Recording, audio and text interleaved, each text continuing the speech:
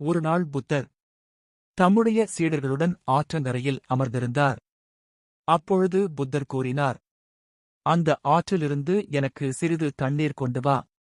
ஒரு சீடர் தனது குருவின் தாகத்தை தீர்க்க ஆற்றங்கரைக்கு போனான். ஆனால் அப்போது ஒரு மாடு ஆற்றைக் கடந்தது. இதனால் தண்ணீர் முழுக்க கலங்கியது. இதனை பார்த்த சீடன் புத்தரிடம் திரும்பி வந்து சொன்னான், பகவானே, ஒரு மாடு ஆற்றை கடந்ததால் தண்ணீர் இப்போது மாசாகிவிட்டது என்று.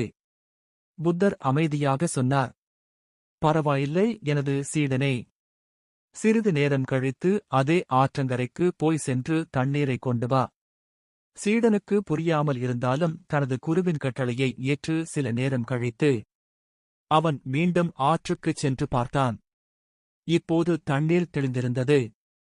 அவனும் மகிழ்ச்சியாக தண்ணீரை எடுத்து வந்தான். புத்தர் சிரித்தார், நீ பார்த்தாயா? தண்ணீரை சுத்தம் செய்ய தேவையில்லை. அது தானாகவே அமைதியாகினால் தெளிவாகிவிடும். அதேபோல நமது மனமும் அப்படித்தான்.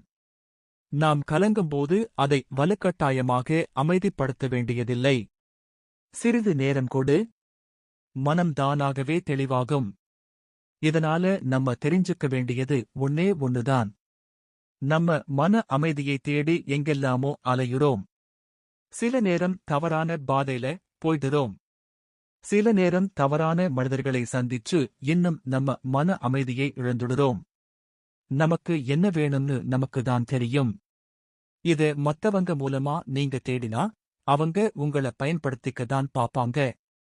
நம்மள நாமளே தேத்திக்கிட்டு எப்படியாவது சரி செஞ்சு கொண்டு வந்துடணும்.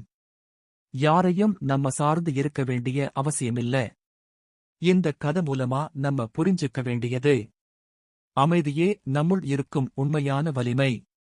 அதை உணர்ந்தால்தான் வாழ்க்கை தெளிவாகும். இந்த வீடியோ உங்களுக்கு ஒரு நல்ல ஃபீல் கொடுத்திருந்தா நம்ம சேனல் ஐ சப்ஸ்கிரைப் செய்யுங்க. நம்ம பயணம் இன்னும் ஆரம்பம்தான்.